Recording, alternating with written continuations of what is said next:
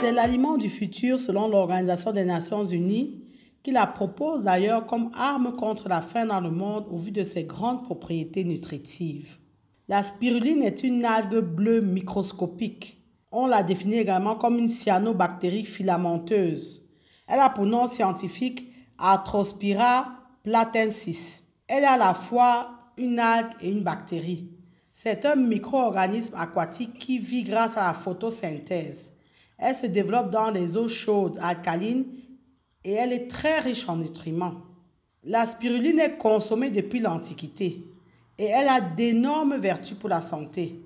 D'ailleurs, il faut savoir que la spiruline est considérée comme l'aliment le plus riche et le plus équilibré après le lait maternel.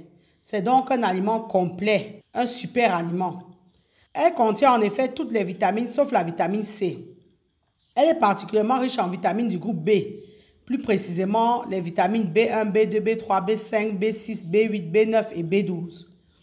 Elle contient au total 12 vitamines, 11 minéraux et oligo-éléments, ainsi que 18 acides aminés.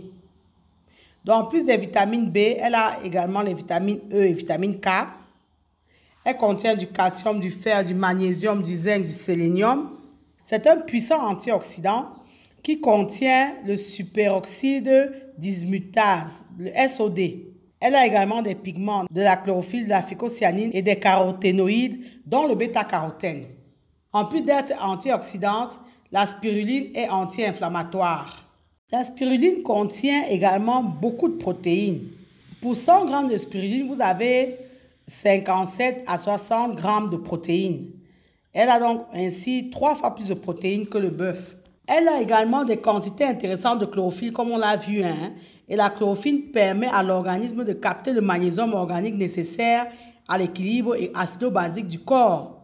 La spiruline concentre donc un véritable cocktail de nutriments excellent pour la santé. Il faut savoir que, au-delà de ses caractéristiques nutritionnelles exceptionnelles, la spiruline présente des qualités environnementales uniques. La production de la protéine de spiruline consomme en effet 30 fois moins d'eau que la production de la protéine de soja. Et la croissance de cette cyanobactérie passe par l'absorption de grandes quantités de CO2 et la production d'oxygène. Et le fait de capter le CO2, c'est parfait, c'est idéal pour l'environnement. Donc, pour toutes ces raisons-là, nous vous encourageons donc à vous lancer dans la culture et surtout la transformation de la spiruline. Il faut savoir que la spiruline existe depuis 3 à 3,5 milliards d'années, mais elle est cultivée dans le monde depuis les années 1970. La Chine et les États-Unis sont des très gros producteurs de spiruline, l'Inde également.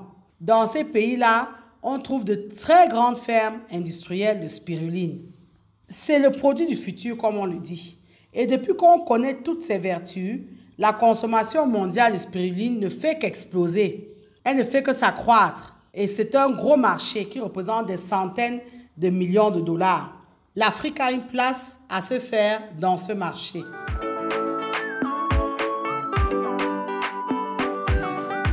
À l'état sauvage, la spiruline pousse dans des lacs d'eau douce qui sont riches en sels minéraux et qui sont dans des régions chaudes.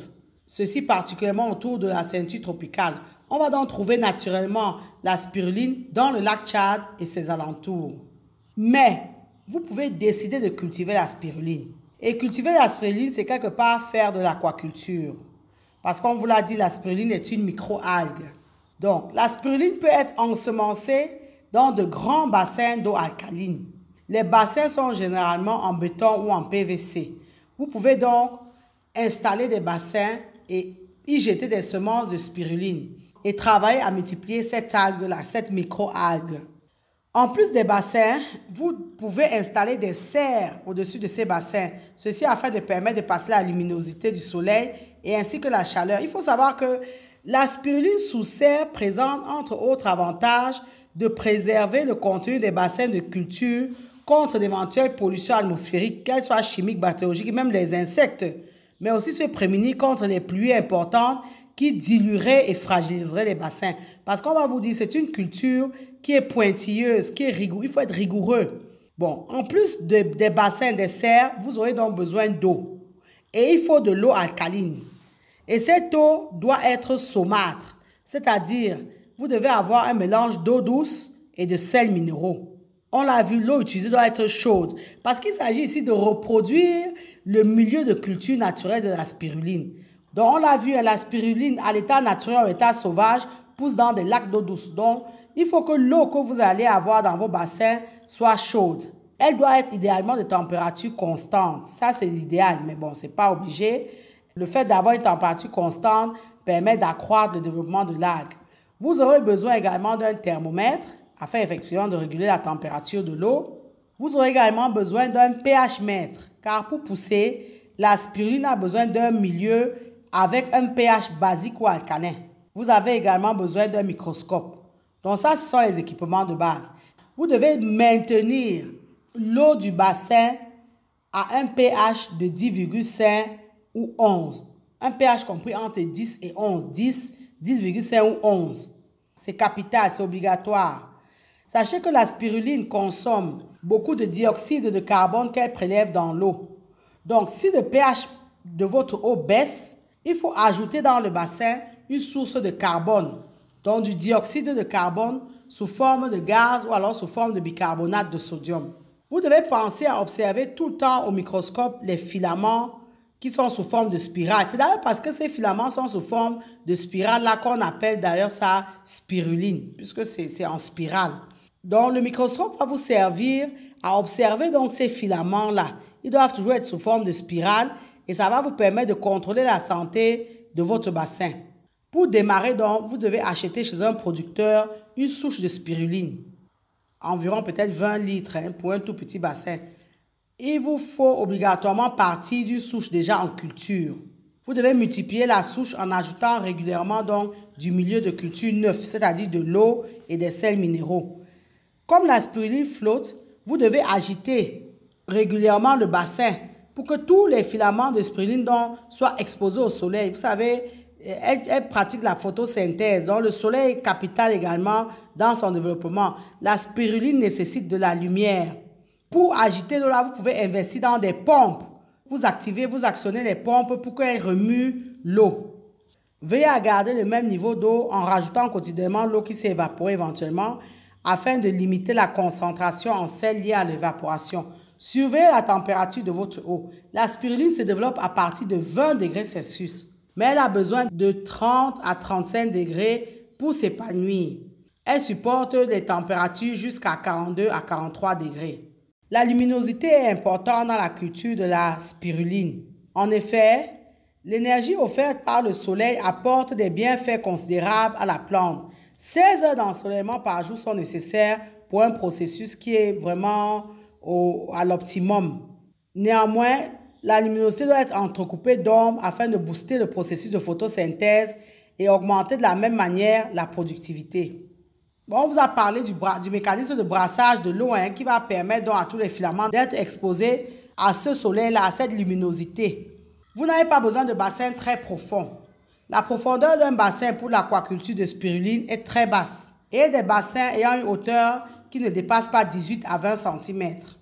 Quant à la superficie de votre bassin, vous pouvez aller jusqu'à 350 m² si vous faites vraiment une culture à grande échelle. C'est une taille idéale à ne pas dépasser afin de garder le contrôle sur les différentes constantes de l'eau et ainsi assurer la qualité de votre production.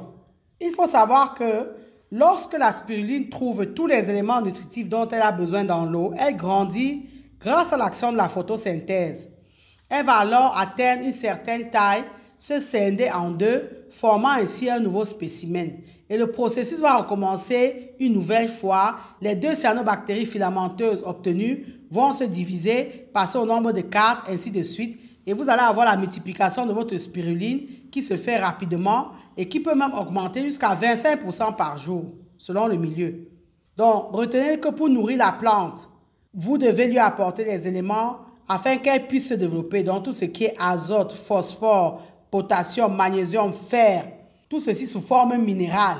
Donc, le sulfate de magnésium, le sulfate de potassium, le phosphore, les oligo-éléments, le fer. Et vous devez donner tout ceci avec précision et rigueur afin de permettre une croissance optimale.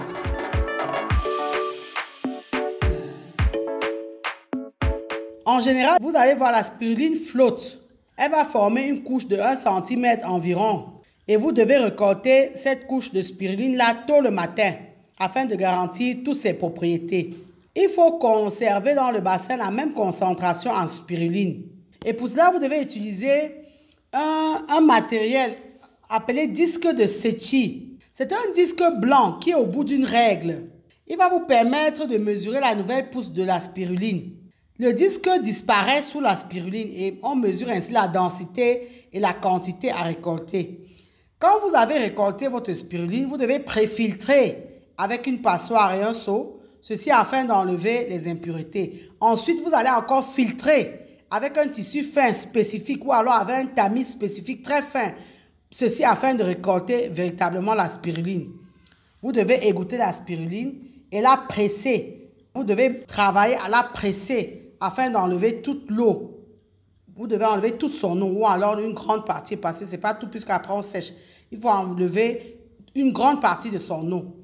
Sachez que la spiruline enlevée d'une grande partie de son eau peut se consommer ainsi fraîche. Vous pouvez la conserver 2 à 3 jours au réfrigérateur. Et c'est une des spirulines qui est les plus riches en protéines, fer, caroténoïdes, B12, oligo-éléments, etc. que la spiruline qui est sèche. Donc la meilleure spiruline, c'est la fraîche. Vous pouvez la déguster comme une pâte à tartiner, sur du pain, sur une viennoiserie ou alors avec du fromage. La spiruline ne nécessite ni traitement ni cuisson et n'entraîne aucune pollution.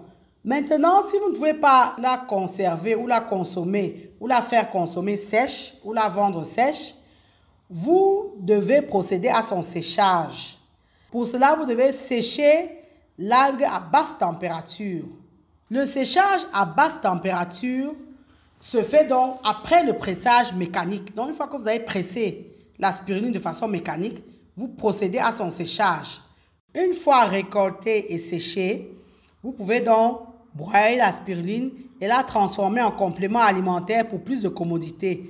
Donc, elle va donc être vendue sous forme de comprimés, de gélules, etc. Sous ces différents conditionnements, elle peut être facilement prise lors d'une cure par le consommateur. Vous pouvez également la conditionner en sachet en poudre, la poudre de spiruline, pour une utilisation quotidienne. Cette poudre-là peut se consommer avec un verre d'eau, un yaourt, un jus de fruits, un smoothie, etc. Sachez que la spiruline est très stable dans le temps. Et pour peu que vous la mainteniez à l'abri de l'air et de la lumière, elle peut se conserver jusqu'à 2 ans. Une bonne spiruline est fine. Elle présente une très belle couleur vert foncé et qui est un vert intense et elle a peu d'odeur et peu de goût. Nous espérons vous avoir donné envie de vous intéresser à cette algue ou cette bactérie qui peut se cultiver dans des bassins d'aquaculture. Elle peut être récoltée, séchée à basse température, consommée fraîche ou alors sous forme de poudre, de gélule ou de comprimé. Rappelez-vous que la culture de la spiruline produit de l'oxygène et ne produit aucun gaz à effet de serre. Au contraire, elle absorbe du CO2 à raison de 40 tonnes par hectare. Cultiver de la spiruline consomme 10 fois moins d'eau que cultiver du soja ou du maïs et offre un rendement protéique à l'hectare de 30 à 50 tonnes, soit 15 fois supérieur à celui du soja. Actuellement, nous importons la majeure partie de la spiruline que nous consommons sur le continent, alors que sa culture et sa transformation sont à notre portée. Il est temps de nous lancer. N'hésitez pas à liker, commenter et partager la vidéo si vous pensez qu'elle vous a été utile ou alors qu'elle peut être utile à un autre agripreneur. Abonnez-vous à AgriTV Web et activez la cloche de notification pour ne pas manquer nos prochaines publications. Et rappelez-vous toujours et toujours que savoir est le point de départ, mais c'est agir qui fait et fera toujours toute la différence. Maintenant que vous savez, place à l'action. Vous êtes porteur d'un grand projet dans le domaine de l'élevage porcin, à savoir créer une ferme moderne et industrielle. Vous souhaitez faire l'élevage moderne et industriel de porcs et n'en avez ni l'expérience ni les compétences. Vous élevez déjà les porcs de façon artisanale sans jamais avoir été formé et vous êtes conscient de vos lacunes et manquements et souhaitez évoluer et vous professionnaliser. Vous souhaitez être employé dans une ferme industrielle et moderne comme gérant ou chef d'exploitation. Vous souhaitez encourager un membre de votre famille ou de votre entourage à apprendre le métier d'éleveur de porcs. Aussi, vous êtes à la recherche d'une formation complète dans le domaine de l'élevage moderne et industriel de porc. AgriTV Web a la solution. Nous vous proposons une formation complète en ligne en 8 modules qui est intitulée « Réussir votre élevage porcin en Afrique ». Au terme de la formation, vous serez capable d'assurer le pilotage opérationnel d'un élevage porcin, c'est-à-dire suivre, observer, surveiller, reproduire les animaux, les commercialiser, organiser toutes les activités de l'élevage, enregistrer les performances, alimenter convenablement en fonction des âges, etc. Parce qu'elle est le fruit de notre expérience terrain de plusieurs années, cette formation vous fera gagner en temps car elle vous évitera de commettre beaucoup d'erreurs qui sont le propre de personnes novices ou inexpérimentées. Soyons des éleveurs professionnels. Si vous êtes intéressé, contactez-nous par mail ou par WhatsApp